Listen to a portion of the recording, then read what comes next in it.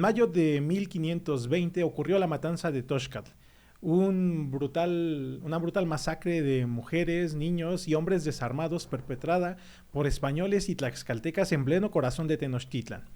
¿Quién la inició? ¿Por qué ocurrió? En este episodio de Detrás de los Códices lo analizaremos.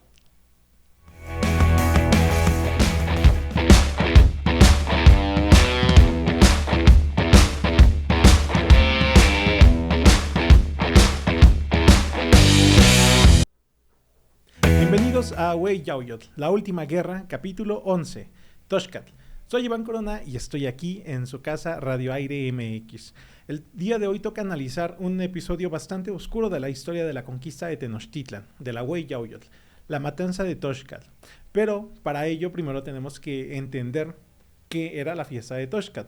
Ya sabes que aquí estamos analizando la historia de la conquista desde la perspectiva nativa. Así que comencemos. ¿Te parece bien? Vamos a analizar primero algunas imágenes del Códice Florentino. Toxtla está relacionado con la temporada seca, con el fin de la temporada seca.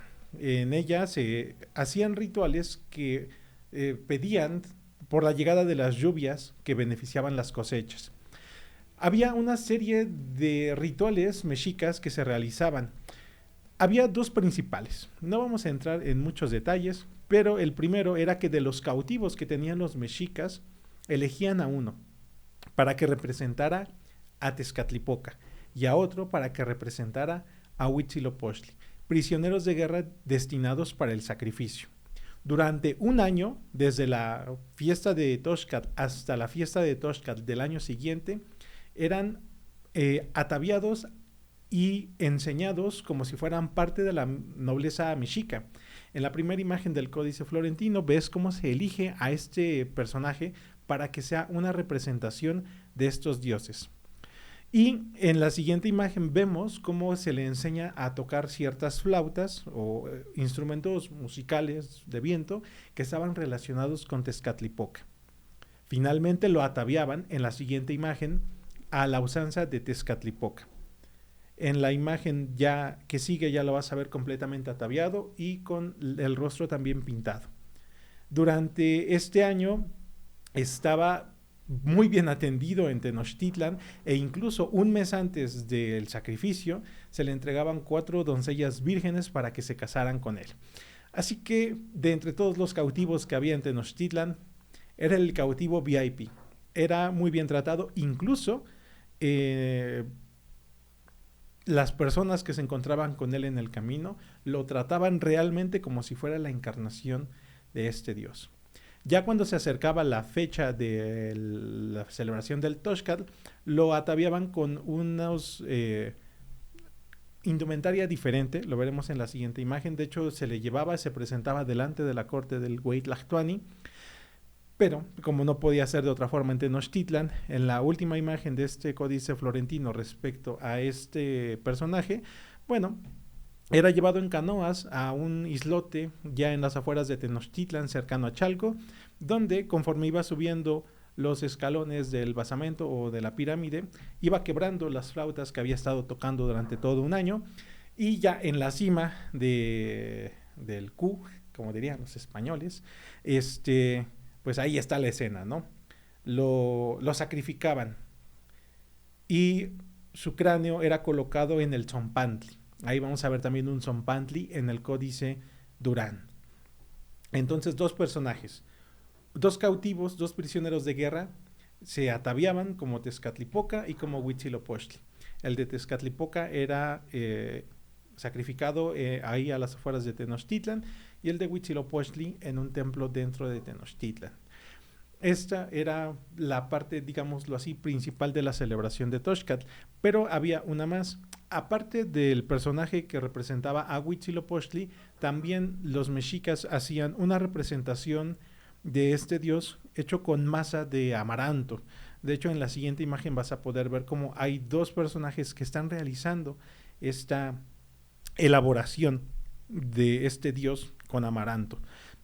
Incluso es curioso que en la actualidad en Ciudad de México todavía realizan una celebración de Toxtla bastante similar y hacen una representación de Huitzilopochtli. Y bueno, a ver, la celebración actual difiere mucho de la del siglo XVI. Ya no se sacrifican personas, o al menos eso quiero creer. Pero había una representación también de Huitzilopochtli. Todas estas ceremonias estaban relacionadas con el fin de la temporada seca en Tenochtitlan y el comienzo de la temporada de lluvias. De hecho, se menciona que era como la Pascua, porque era la celebración más importante de los mexicas. Y tiene sentido. Aquí voy a divagar un poco. Vamos a hacer un paréntesis y hablemos algo de Toxcatl. En primer lugar, me vino a la mente mientras preparaba la información para este episodio la historia de Tlahuicole. ¿Será que Tlahuicole, este héroe tlaxcalteca que tanto se conoce, en realidad solamente había sido este cautivo o prisionero que se elegía para la fiesta del Toxcatl? Porque la historia encaja mucho con la descripción que se hacía con este prisionero, de tratarlo bien, de darle mujeres, de darle lo mejor de Tenochtitlan para al final ser sacrificado. ¿Será entonces solamente que la historia de Tlahuicole fue la de un prisionero en particular que destacó más que los demás? Vale la pena que nos lo preguntemos, ¿no? Por cierto, este personaje que representaba a un dios, en náhuatl se le conoce como Ixiptla. Entonces, si de repente se me sale Ixiptla, bueno, sabes que me refiero a la persona que personificaba a un dios, ya sea Tezcatlipoca o a Huitzilopochtli, que podía ser en realidad cualquier dios. Esa es una de las cosas que me vinieron a la mente mientras preparaba la información. Y también deja muy claro algo sobre los pueblos nahuas del periodo posclásico, y es que el rango de los dioses no era el mismo. Los principales dioses mesoamericanos eran Tezcatlipoca. Bueno, en este caso hablemos de Tezcatlipoca en el aspecto guerrero, y debajo de Tezcatlipoca estaban Huitzilopochtli o Camaxtle. Podríamos entonces decir que Tezcatlipoca era como el dios de los dioses mesoamericanos nahuas. Y esto lo menciono porque en la celebración actual que te digo de esta celebración de Toxcatl, yo he visto que solamente sacan a Huitzilopochtli, cuando originalmente la fiesta era más bien a Tezcatlipoca, y en este caso se incluye a Huitzilopochtli, pues porque era el dios patrono de los mexicas, pero en sí la celebración era para Tezcatlipoca, nada más. Entonces, esta celebración es la celebración de Toxcatl. Hay un montón de detalles y particularidades. Te recomiendo que busques en Google Códice Florentino y en los primeros resultados te va a salir una página. A ver, déjame ver. Vamos a intentarlo porque quiero que lo hagas. Google Códice Florentino y está disponible el códice para que lo consultes y lo puedas leer e incluso descargar alguna de sus hojas. Las imágenes que te estuve poniendo las descargué de allí, porque no solo para que veas completa cómo era la ceremonia del Toxcatl, sino en general para que te puedas acercar a las fuentes históricas, a las primarias, y ya de ahí puedas sacar la información y la puedas analizar ya con investigaciones modernas. Recuerda que ese es parte del objetivo de este podcast, que vayas, que te acerques a las fuentes históricas y no te quedes solamente con lo que te digo yo. La página es florentincodex.getty.edu. Voy a mandarle por ahí una captura de pantalla a César para que la pueda transmitir también más adelante. Ojalá que se pueda. Vale mucho la pena que lo hagas, de verdad. Aquí solamente te puse algunas generalidades. En fin, fiesta de Toxcatl. Se acerca la fiesta más importante de Tenochtitlan. Volvamos a Hueyauyotl, la última guerra. Hernán Cortés se fue a la Villa Rica de la Veracruz a enfrentarse a Pánfilo de Narváez y contra todo pronóstico logró derrotarlo. Contexto en Tenochtitlan. En Tenochtitlan, Moctezuma ya le había dicho a Hernán Cortés que saliera de Tenochtitlan. Ya le había entregado oro, tributo, ya había reconocido a Carlos V como su rey, y todos los señores subalternos de Moctezuma habían aceptado también ser vasallos de Carlos V. Ya tienes oro, ya tienes el reconocimiento a Carlos V, Ve y regresa con tu rey a informarlo y sal ya de Tenochtitlan. En este entretanto llega Pánfilo de Narváez y complica las cosas, porque la excusa de Hernán Cortés era que no tenía navíos para regresarse a Tenochtitlan, y ahora tenía muchos barcos ahí en la costa esperando por él. En el episodio anterior analizamos la perspectiva nativa del enfrentamiento entre Cortés y Pánfilo de Narváez. Paralelo a los acontecimientos en Veracruz, en Tenochtitlan se desarrolla una masacre. Y es que Hernán Cortés, que ya había prohibido el sacrificio de seres humanos en Tenochtitlan, sí dio licencia para que los mexicas llevaran a cabo esta celebración de Toxcat, que era su fiesta más importante, con la única condición de que no sacrificaran a nadie por allí. Dejó encargado a Pedro de Alvarado de la guarnición española y aliada que se encontraba en Tenochtitlan, y obviamente también se quedó a cargo de cuidar que Moctezuma siguiera preso en su palacio. Veamos qué es lo que nos dicen las fuentes históricas. Vamos a empezar analizando la historia de la nación chichimeca. Vamos a tratar de hacer esto muy dinámico. Estando Cortés en el puerto de la Veracruz, a lo de Narváez, ofrecióse la fiesta tan celebrada de los mexicanos llamada Toxcat, que caía siempre por Pascua de Resurrección, y como Cortés les había vedado el sacrificio de los hombres, tan solamente se hizo un solemne mitote y danza en el patio del Templo Mayor, en donde se juntaron todos los de la nobleza mexicana, cargados y adornados con todas las joyas de oro, pedrería y otras riquezas que tenían. Siguiente cita. Y estando en lo mejor de su fiesta, muy descuidados de la celada que se les aparejaba, y fue que ciertos tlaxcaltecas, según las historias de la ciudad de Texcoco, que son las que yo sigo, y la carta que otras veces he referido, por envidia, lo uno, acordándose que en semejante fiesta los mexicanos solían sacrificar gran suma de cautivos de los de la nación tlaxcalteca. Y algún día cuando me contacte Netflix o HBO para hacer la versión de Wei Yaoyotl, pero ahora ya en versión serie, aquí vamos a poner una transición a flashbacks para que recapitulemos qué es lo que pasó atrás y que no te habíamos contado antes. En 1504 te platiqué que inició la guerra entre Huexotzinco y Tlaxcala. En 1518, después de una serie de acontecimientos, se restableció la paz entre Tlaxcala y Huexotzinco. Y recuerdas que Moctezuma le dijo a Tecayehuatzin que recuperemos la alianza entre tú y yo, y Tecayehuatzin le dice: los cholultecas ya me dijeron que no me alíe contigo, pero te mando a mis representantes a esa fiesta a la que me estás invitando.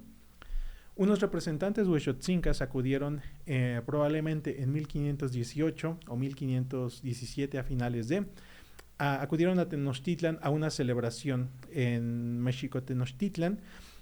No era la fiesta de Toxcat, pero era una de tantas celebraciones que tenían los mexicas.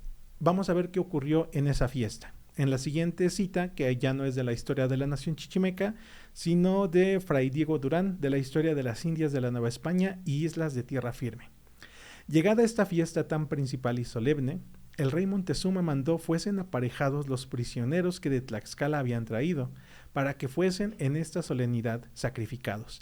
Y así se empezaron a aparejar las cosas necesarias para el día de esta fiesta, el cual llegado de todos los que habían traído de Tlaxcala, de ellos fueron sacrificados a cuchillo, que era el sacrificio ordinario de abrirles el pecho y sacarles el corazón y echarlos por las gradas del templo abajo. Siguiente cita. Del cual los de Huexotzinco, teniendo a mal la crueldad que con los presos había usado, aunque ellos no lo hacían más, piadosamente cuando habían a los mexicanos a sus manos, pero como celosos de la amistad de Tlaxcala y olvidados ya de la de México, fueron una noche y quemaron el templo de la diosa y juntamente los 4 maderos altos donde estaba armado el tablado, donde la efigie y semejanza de la diosa tenían encaramada y subida. Días previos a la fiesta de Toxcat, los tlaxcaltecas, según leímos en Fernando de Alba y Ixtlilxóchitl, se acordaban de cómo los mexicas sacrificaban en esa fiesta a muchos tlaxcaltecas. Fueron los que instigaron a Pedro de Alvarado a llevarla a cabo. Y resulta que esta molestia por los sacrificios mexicas no era nueva. Vimos en Fray Diego Durán que en 1518 a los huexotzincas se les permitió o los llevaron a ver una ejecución de tlaxcaltecas. Recuerda que en esa época Huexotzinco y Tlaxcala ya habían recuperado su amistad. Y seguramente también en el pasado huexotzincas mismos habían sido sacrificados en Tenochtitlan. Y esto llevó a que este grupo de huexotzincas destruyeran el templo de esa diosa. Y muy certeramente Fray Diego Durán hace esta acotación, donde dice, pero a ver, los huexotzincas y los tlaxcaltecas también sacrificaban a mexicas cuando ellos los capturaban.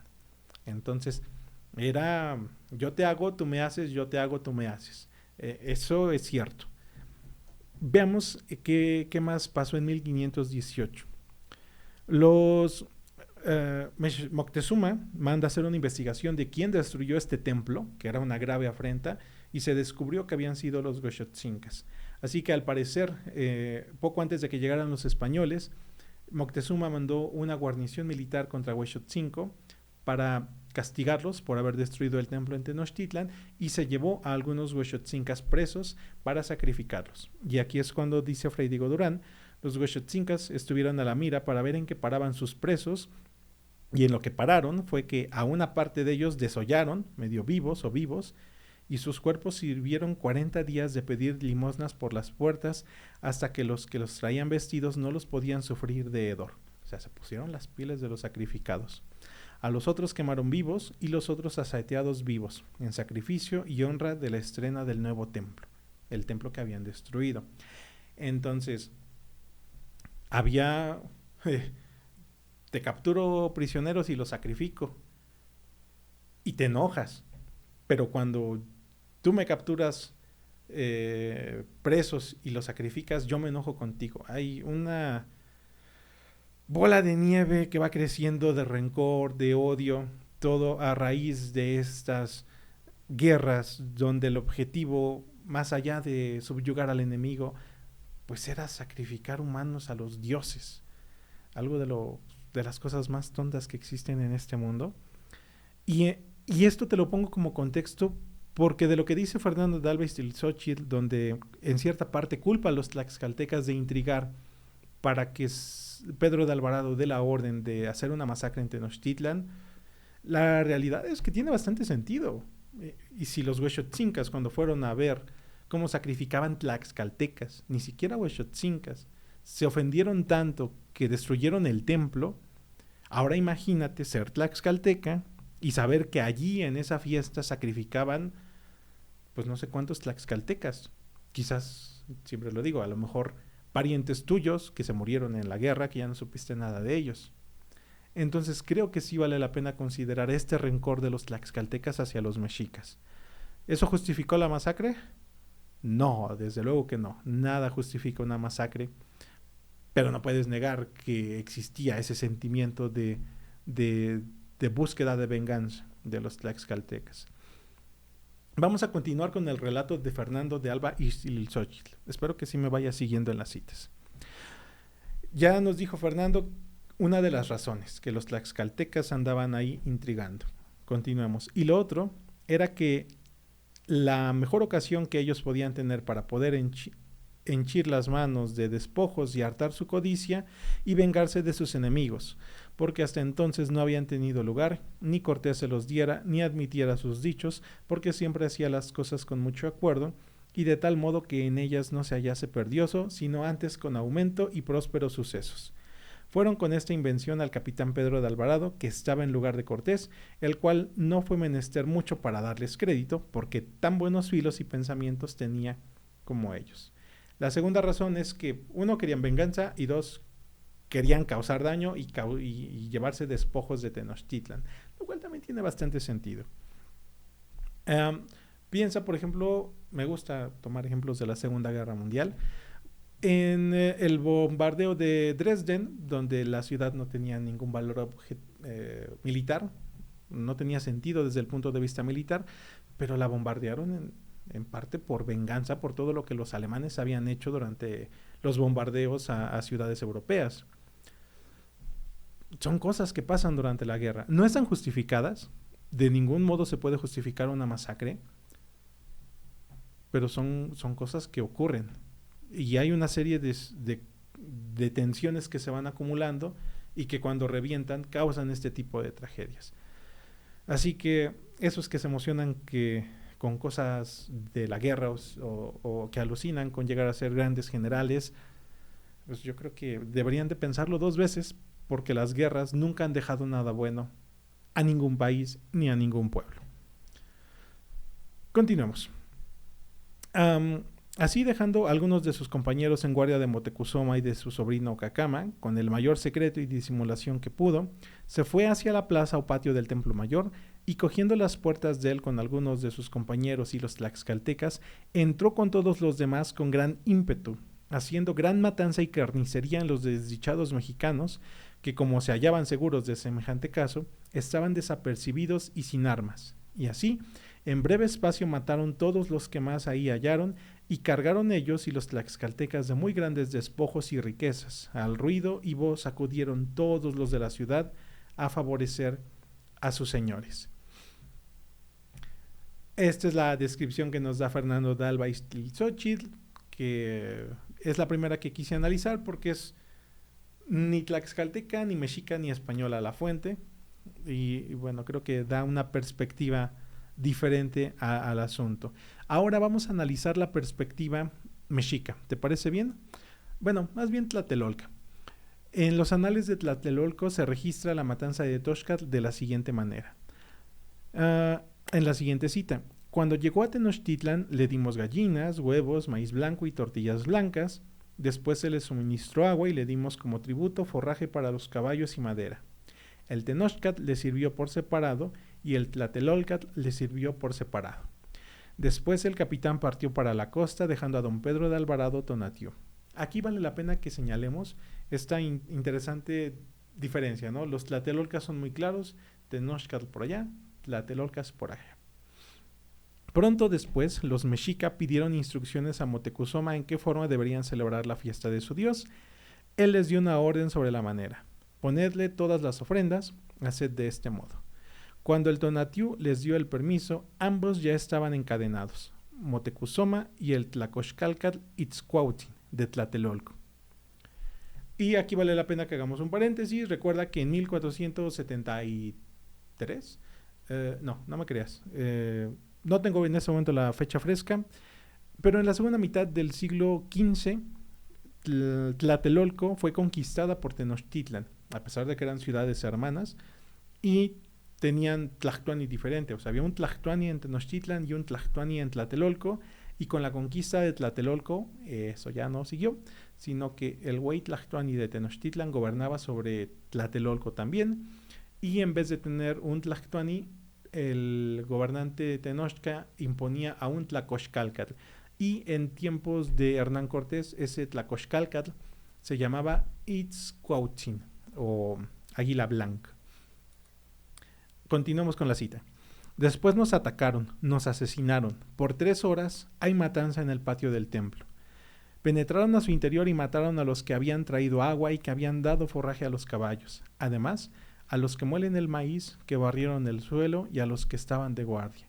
Entonces les dijo Moctezuma, el soberano de Tlatelolco y Tenochtitlan, el cual estaba acompañado por el Tlacoxcalcatl Itzcuauhtzin de Tlatelolco, quien retuvo a los españoles: señores míos, basta, ¿qué hacéis? El pueblo sufre.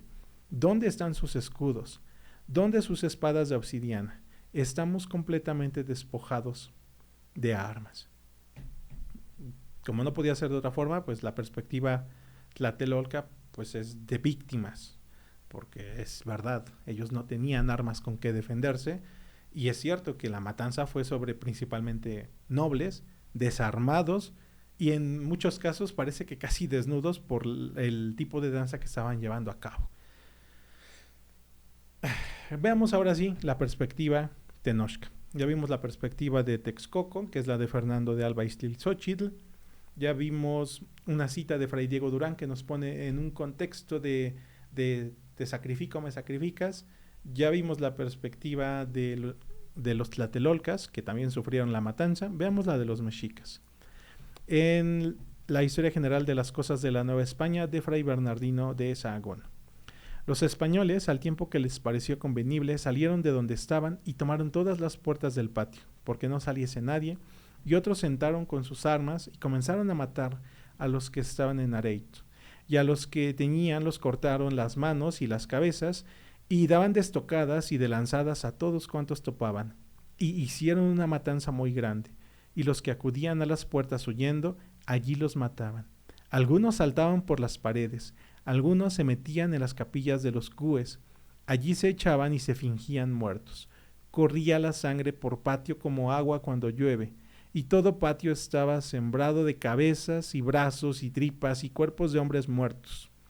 Y por todos los rincones buscaban los españoles a los que estaban vivos para matarlos.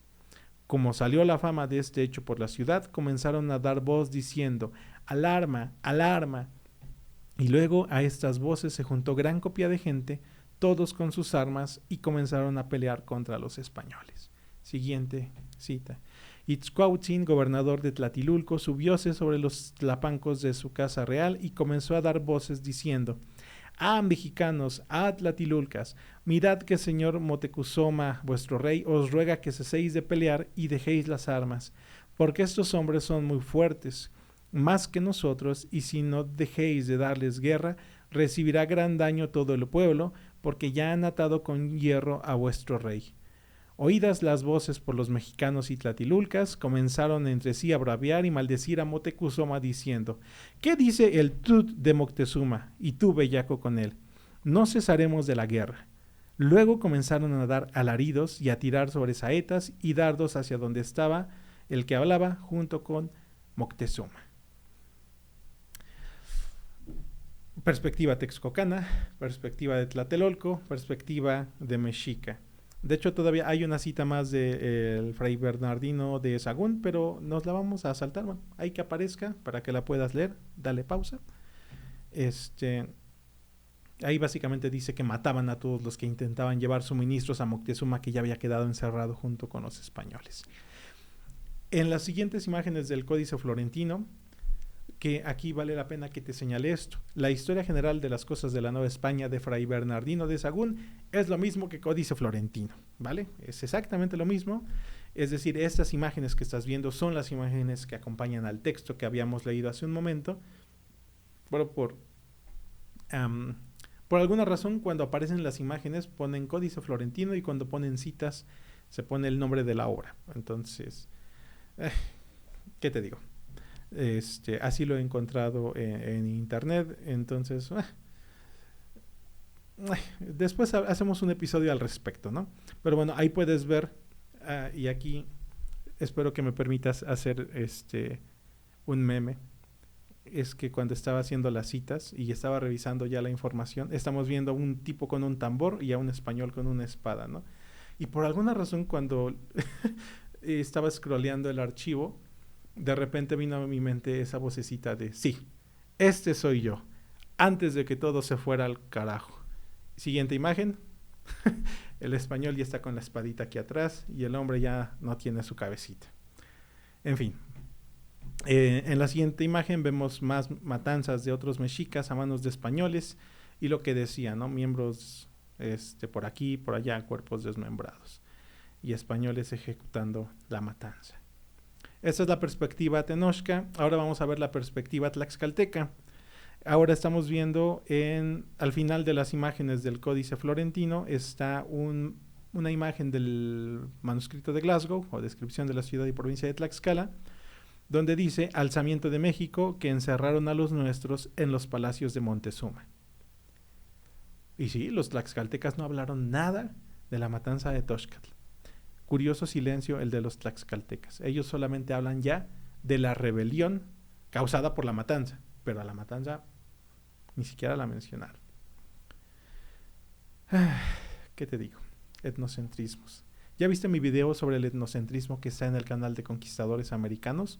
Te recomiendo que lo veas para que puedas entender por qué las fuentes históricas difieren en lo que nos hablan, específicamente en casos tan polémicos como el de la matanza de Cholula y el de la matanza de Tenochtitlan. Hay, creo yo, una leve pestañazo o leve destello de la perspectiva tlaxcalteca sobre la matanza, porque la crónica de la Nueva España tiene mucha influencia tlaxcalteca. De hecho, esto es una suposición mía, nada más, que Francisco Cervantes Salazar conoció la obra de Tadeo de Niza y en parte se basó de ella para escribir su crónica. Recuerda que la de Tadeo de Niza se perdió en el tiempo, no sabemos qué pasó, es una pena, pero tiene mucha influencia tlaxcalteca y checa lo que dice. Dicen algunos que los tlaxcaltecas fueron los que malsinaron a aquellos caballeros mexicanos y pusieron a Alvarado su fiesta que hiciese lo que hizo. Y cierto debieron los mexicanos en aquella su fiesta de tratar de traición contra los nuestros, porque aunque ellos lo negaron, súpose después de muchas indias que los españoles tenían de servicio, que por la mañana, el día del baile, habían puesto las mujeres infinita cantidad de ollas con agua al fuego, para comer a los españoles cocidos en Chile, porque pensaban tomarlos sobre seguro, y habíanlos descuidado con salir desnudos al baile, y tenían, según las indias dijeron, las armas escondidas en las casas que estaban cerca del templo, para tomarlas cuando menos pensasen los españoles. Fue digno castigo del sueño se les volviese al revés y pagasen por la pena del talión. Que yo digo, ¿cuáles son tus fuentes? Las indias que tenían de servicio a los españoles.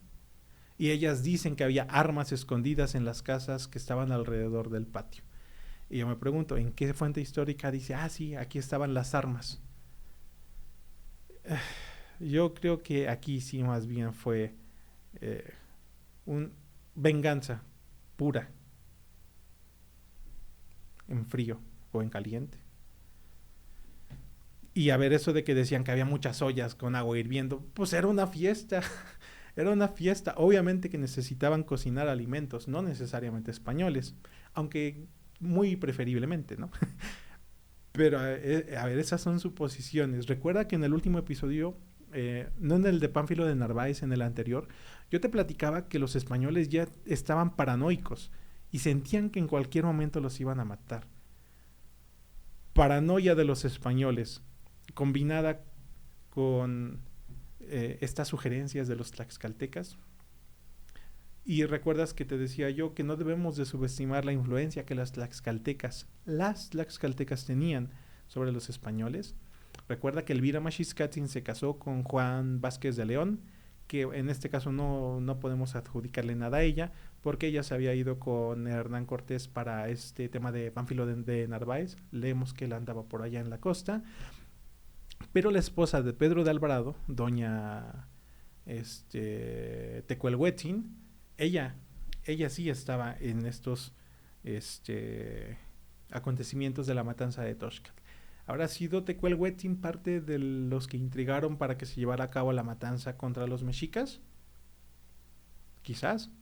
Y a ver, si la situación hubiera sido al revés, mexicas metidos en Tlaxcala y tienen la oportunidad de causar una masacre, pues, te garantizo que hubieran hecho exactamente lo mismo. Bueno, no te puedo garantizar nada, ¿no? ¿Verdad? Pero estoy casi muy seguro de que lo hubieran hecho. Por último, ya vimos la perspectiva texcocana, vimos la perspectiva de los tlatelolcas, de los mexicas. Tratamos de encontrar alguna tlaxcalteca. En las oficiales, digámoslo así, no hubo nada al respecto. En las no oficiales, pues hay una justificación muy tonta sobre los eventos. Veamos finalmente qué es lo que dijo el que sería el autor material de la matanza, Pedro de Alvarado. Y eso está en Bernal Díaz del Castillo, Historia verdadera de la conquista de la Nueva España. Y eso es una conversación que ocurre cuando Hernán Cortés ya regresa a Tenochtitlan y cuestiona a Alvarado. Y más dijo el Pedro de Alvarado que por lo que el Narváez les había enviado a decir al Montezuma, que le venía a soltar de las prisiones y a prendernos. Y no salió verdad. Y como Cortés había dicho al Montezuma que en teniendo navíos no nos habíamos de ir a embarcar y salir de toda la tierra y que no nos íbamos. Lo que yo te decía al principio. Pues ya váyanse, ¿qué más necesitan? Y como el Moctezuma veía que no se iban, pues que andaba tramando por ahí algo para expulsarlos de Tenochtitlan. Y que, a ver, aquí vamos a ponernos conspiranoicos. Vamos a tratar de rememorar la matanza de Cholula. ¿Recuerdas que durante la matanza de Cholula también se acusó que había una emboscada, que en este caso es más creíble, porque al mismo tiempo ocurrió la batalla de Nautla? Esto ya lo analizamos en capítulos anteriores de Huayllahuitl. Casi al mismo tiempo que se supone que se iba a lanzar la emboscada contra los españoles, en la zona de la costa se llevó a cabo la batalla de Nautla, donde un grupo de españoles fueron atacados en medio de unos conflictos por unas cuestiones de tributos.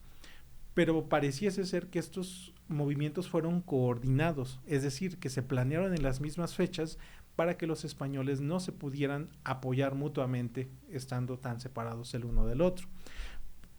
Pudiera ser que entonces realmente, a pesar de que hubo un sentimiento de venganza y de rencor y de todo lo que tú quieras, en realidad sí se estaba tramando en las sombras un plan por parte de la resistencia mexica que se oponía a Moctezuma también ya porque él estaba permitiendo todo esto y que estaban planeando en secreto expulsar a los españoles, siendo que ya eran pocos, pues la mayoría se había ido con Hernán Cortés a la costa del Golfo.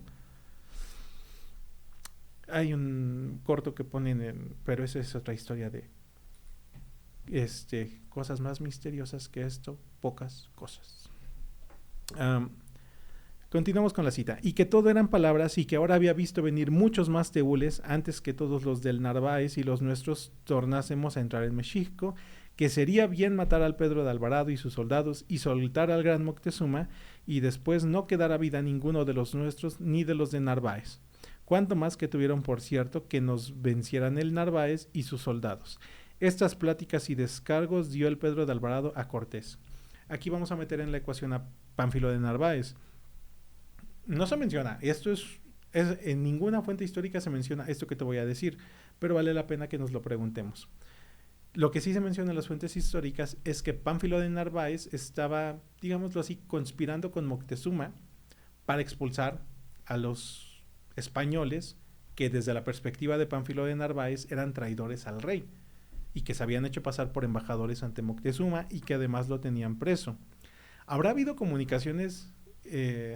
Las hubo, ya te dije hace un momento que sí había comunicaciones entre Pánfilo de Narváez y Moctezuma, pero el tema específico es, ¿se habrán puesto de acuerdo Pánfilo de Narváez y Moctezuma para que en el entretanto que Pánfilo de Narváez vencía a Hernán Cortés, Moctezuma se rebelara contra los españoles en la ciudad?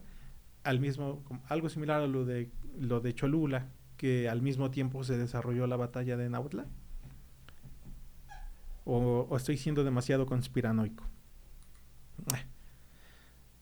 Vamos a ver qué más dijo Pedro de Alvarado. En la siguiente cita dice, y respondió que sabía muy ciertamente que en acabando las fiestas y bailes y sacrificios que hacían a su Huichilobos y Tezcatepuca, que luego le habían de venir a dar guerra, según el concierto tenían entre ellos hecho, y todo lo demás que lo supo de un papa y de dos principales y de otros mexicanos. Y Cortés le dijo, pues hanme dicho que le demandaron licencia para hacer el areito y bailes. Dijo que ansí era verdad, y que fue por tomarles descuidados, y que, porque temiesen y no viniesen a darle guerra, que por esto se adelantó a darla en ellos.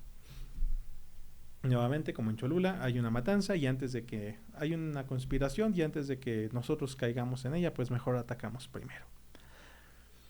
Ahí habla Pedro de Alvarado de que unos papas, o sea, algunos sacerdotes o tlamacasques le informaron de esto. Y ya a lo largo de Huayllahuitl te he mostrado que sí existían diferentes facciones dentro de Tenochtitlan y que había una pugna por el poder. Cacamatzin quería hacerse Tlactuani, el de Matlatzinco también se quería hacer Tlactuani. Entonces, esto nos deja muchas más preguntas que respuestas. Si tú me preguntas directamente a mí qué fue lo que pasó, yo te diría que, o sea, en el sentido de cuál es la fuente histórica que dice la verdad y cuáles son las que mienten, yo más bien creo que en realidad solamente son cada fuente histórica un brochazo de una verdad más compleja, donde sí tuvieron que ver los tlaxcaltecas, desde luego. Pedro de Alvarado sí andaba de paranoico, pero muy posiblemente los mexicas también estaban ya tramando algo para deshacerse de los españoles. Y en conjunto todo esto pues lleva, tal como te lo mencioné en el episodio de Cholula, a estas desastrosas consecuencias. donde, como siempre, los conflictos políticos entre los líderes o las facciones gobernantes, sus tomas de decisiones de ellos, pues afectan al pueblo en general. Chale, nos vamos a volver izquierdos, ni modos. Sí. Es de que estábamos hablando de esto fuera del aire, Cesarillo. En fin, no es cierto, ni de aquí ni de allá.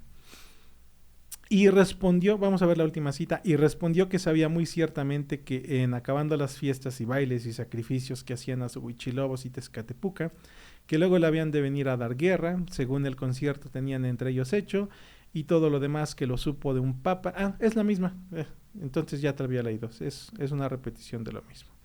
Entonces, pues es eso, ¿no? Es una serie de combinación de factores políticos, militares, religiosos incluso, donde las decisiones de estos líderes, Hernán Cortés, Moctezuma, Pedro de Alvarado, van dando cada uno un paso que los va acercando cada vez más al desastre y no hay nada que lo impida. Quizás ese algo que lo pudo haber impedido realmente sí era Hernán Cortés, que era como que el elemento conciliador de todas estas facciones y en ausencia de él, pues se llevó a cabo esta matanza del Toxtla que ocurrió entre el 20 y el 23 de mayo de 1520. Y los españoles, esperando reafirmar su poderío como sí ocurrió en Cholula, en este caso Tenochtitlan no era Cholula, y Tenochtitlan no se iba a quedar de brazos cruzados viendo cómo los masacraban a sus dirigentes, porque muchos de los muertos eran en su mayoría nobles, y quizás esperaban los españoles y tlaxcaltecas, como en Cholula, acabar con esta facción que se oponía a este nuevo cambio que estaban implementando. Y en Cholula funcionó porque hicieron una purga política y los que quedaron se alinearon con el bando hispano-tlaxcalteca, pero en Tenochtitlan eso no ocurrió. Ellos no tenían una alianza previa con los tlaxcaltecas, como en Cholula sí la tenía. Entonces esto derivó en que la ciudad entrara en un conflicto casi como de guerra civil, porque ya no respetaban la autoridad de Moctezuma y querían expulsar a los españoles, aunque eso implicara que Moctezuma muriera en el intento. Pero esto lo estaremos viendo en el siguiente capítulo de Hueyauyohtl. Así que ya para terminar, te recuerdo que del 25 de febrero al 10 de marzo voy a estar en España, en Madrid, en Oviedo, en León, en Valladolid, en Granada. Checa ahí las fechas en la página de la Asociación Cultural Héroes de Cavite. Voy a estar llevando una conferencia que se llama Hispanos y Tlaxcaltecas, la alianza que cambió al mundo, donde voy a poder compartir allá del otro lado del charco la perspectiva tlaxcalteca sobre los acontecimientos de no solo de la conquista de Tenochtitlan, sino en general del siglo XVI. Así que nos estamos saludando por allá. Soy Iván Corona. Nos veremos de regreso para más episodios de Hueyauyohtl cuando esté de regreso por acá. Un saludo a todos ustedes, gracias por ver los episodios. He visto ya que empieza a generar una buena comunidad aquí en Radio Aire MX, este podcast Detrás de los Códices. Vayan dejando sus preguntas, ya tengo algunas allí anotadas. Quiero darles una buena respuesta en futuros episodios. Al final vamos a estar incluyendo una pequeña sección de preguntas y respuestas. Soy Iván Corona, nos estamos saludando en la próxima.